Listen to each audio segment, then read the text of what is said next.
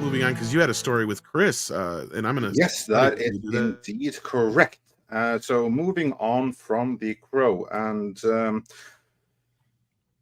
to Disney, because they had a lawsuit that they were threatened with, and Bleeding Fool did a great story on that. So let's bring that up on screen. Namely, with the help Disney withdraws bid to dismiss allergy death suit using Disney Plus terms of service. Now, most of you, of course, have heard the gist of the story, which is basically that a married couple went to a Disney resort where the wife and the couple asked in one of the restaurants, is there leftovers of peanuts in this menu or in this food? And she was assured several times that no, it's fine, which was really important because she was really, really allergic to nuts.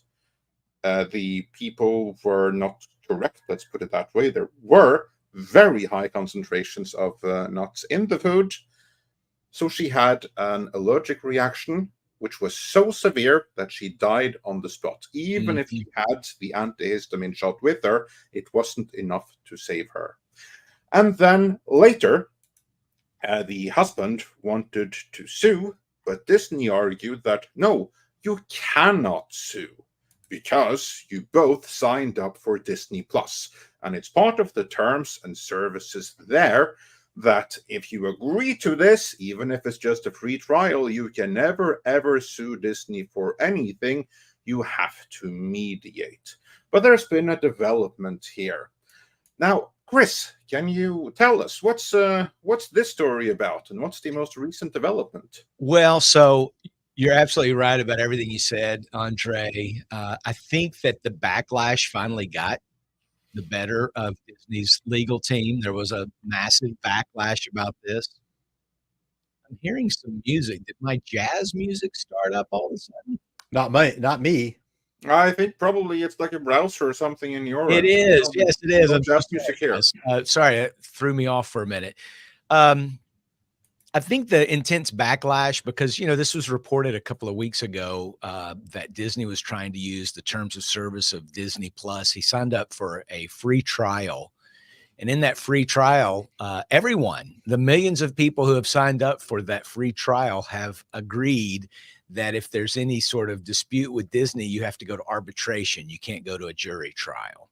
So Disney was trying to dismiss the case over that, so, that they would go into arbitration, but they would not go to trial. You couldn't sue them. And I think once the news got out, this woman, or his name is Piccolo. Let me see what I've got here. And her name, she's a doctor, a 42-year-old medical doctor from NYU. Kanakporn Tagswan is her name, so they don't share the last names, Jeffrey Piccolo. So when he went to sue because she died, Disney tried to shut it down, and I think his attorney got the word out there about what Disney was up to, because it's sort of bizarre to think that just because you sign up for a free trial of Disney Plus, that any and all disputes in the future that you might have with Disney are null and void because you signed up for this free trial.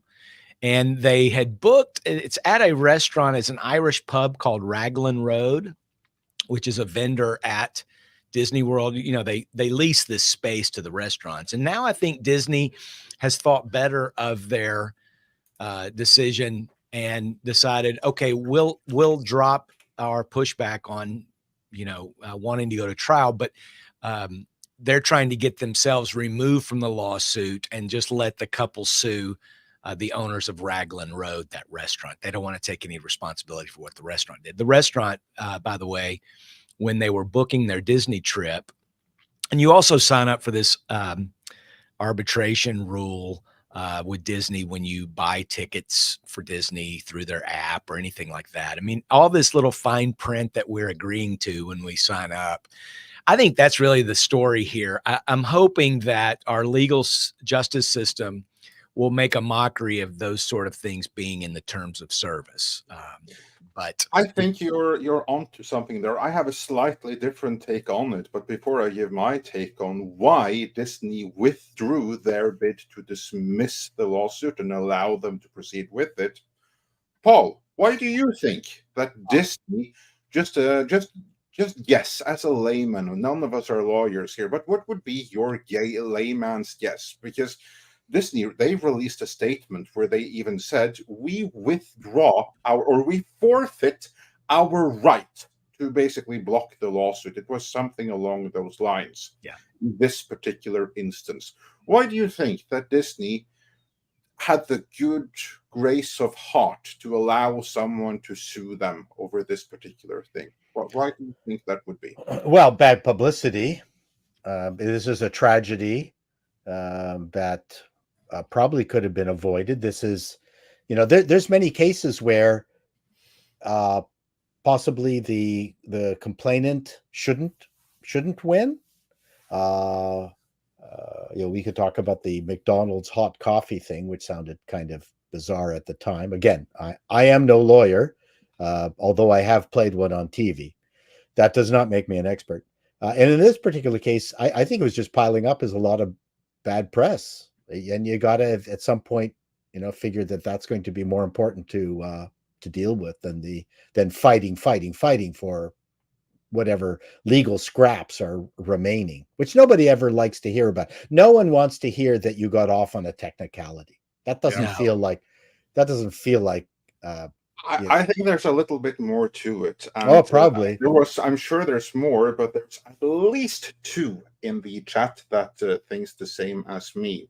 And the two I saw, and kudos to everyone else who thought the same, but Vorpal, Bunny's Revenge, said, if I had an arbitration clause in a contract I wrote, or my attorney did, I'd be very nervous right now. The situation is ripe to tear the teeth out of those clauses. Yes, that's what I'm saying. And Rayhard says the same thing, wanted to avoid a precedent ruling. Yeah. Now, that's what I think as well. I think that the reason that Disney withdrew or forfeited their right that they gave themselves, because if it actually had gone to court, then I think, again, I'm not the lawyer, but based on what little I do know of the American law system, chances are very good that the judge would have said, are you insane? This is not legal. You have no right for this. You need to get rid of this right away. That's the ruling, and there the precedent is set. That would mean that not only would Disney have to get rid of that from their clause, so would everyone else. And the way that it works right now, Disney probably know that what they have put in here, if you decide to even if you just have like a free preview of Disney Plus, you can now never ever sue us under any circumstance ever. They know that there is absolutely no legal basis here, but as long as they can put it in there, they can use that as a bludgeon to threaten anyone that wants to sue them for any reason. And if they have an argument with that, well, then they have to sue. And for most people, they don't have the money to do that. Right. It's an expensive process. So there you just have the threat. There's nothing behind it. But most people that would have some kind of dispute with Disney, they do not have the resources to challenge that. If this thing right here were to go to court, they would forever lose that threat that they have against normal people, which is why they forfeit the right, because that way no judge is going to say, oh, you can't have that in there. Then they can still have that there, even though it's legal bullshit with 99% certainty. So no, they are not kind for doing this. This is not them having any showing any goodness of their heart. This is ultimately self-serving. Yes. They know that this lawsuit is going to go through anyway, but by forfeiting their so-called right, they know that this right that they have given themselves is not going to get utterly torn apart in the court of law. I think you may be onto something, Andre, and it makes a lot of sense, because the fact that clause is in there, they're going to throw that out to anyone who seeks to sue them that maybe Exactly. doesn't have the money to fight it, just in the hopes that it will make the lawsuit go away. Exactly. And Mhm. if this lawsuit were to go away, that whole clause is gonna go away. I can almost guarantee it. And I'm thinking, you know, also the restaurant itself had a on their menu, which is still online. You can go see this. It says we cannot guarantee that every dish we prepare will be completely free of gluten and allergens. So now they say that even though they give assurances, the waiter takes notes and all that kind of stuff. But it must have been severe oversight, because she even used an EpiPen that day and was taken to the hospital and died from the shock to her system of Yeah, peanut. because the concentration of the allergen was so high that Yes. the pen couldn't overcome it. They didn't have high enough concentration with them.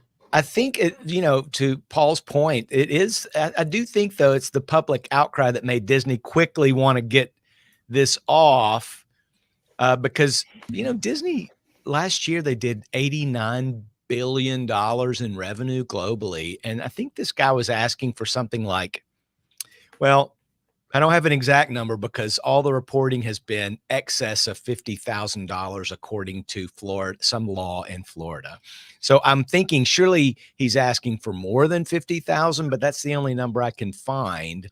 So they're saying in excess of 50,000, but I don't know what the price would be if my spouse died of a food allergy, even though we had been repeatedly assured that it was going to be free of any allergy. At Disney, and then for Disney to try to pull this stunt, I don't know how much I would ask for. Well, I think that a jury is probably going to add 3 zeros to that. Yeah, probably so. And Yeah. Disney can, while they can afford it, I'm sure they don't want people to suddenly think they can sue over getting and for sick. those not so strong in math, you add 3 zeros to 50,000, you're up to 5 million. Yeah. So Yeah, I think part of it, too, and I think you guys touched on it, is that lawyers will throw in a crap ton of clauses that are not specifically relevant just to cover every single possibility. Yeah. And that's a problem when you're in front of a judge and says, well, why do you have this clause in here that says if a car crashes through your 3rd floor hotel room? What's that got to do with anything? They get mad. Yeah, well, that's why lawyers are the worst. And I've seen that like in family court and stuff like that, how basically lawyers, they will write you a document that looks fine. Yes. But it has absolutely no legal value whatsoever. So that's something that they do. Something that is worth something, though, is that we have another guest joining us. Woohoo! WDW Pro. Welcome, my friend.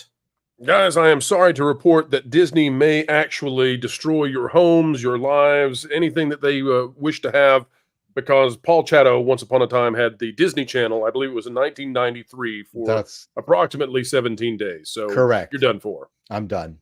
Got to read the terms of service, Paul. You idiot. Sorry. Yeah.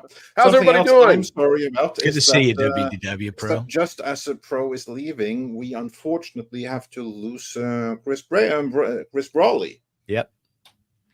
Yeah, I got to go. This is a sad story. I hope that the guy gets justice. I hope that Disney also isn't able to weasel out of, you know, having to share some responsibility by trying to blame it all on this restaurant, because Disney ultimately is in control of the rules about guest safety at the park. So hopefully this guy will get some justice. I'm sorry for his loss.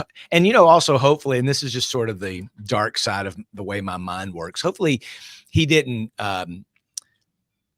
spike her food. You know, maybe they were unhappy and he intentionally spiked Oh my God. Let's sue Disney. I don't know that I would necessarily go there, but suspect everyone, right? Wow. Well, then he got a willing accomplice at that Disney restaurant. So yeah, maybe. Who knows? This clip was taken from Midnight's Edge in the Morning, which streams live every Monday, Wednesday and Friday at 9 a.m. Pacific Time on the Midnight's Edge main channel. There you can send in your live questions and comments before clips and full stream replays are uploaded to Midnight's Edge live archives. We are also on Twitter, Rumble, Odyssey and Facebook, so smash that like, help share, subscribe and join us.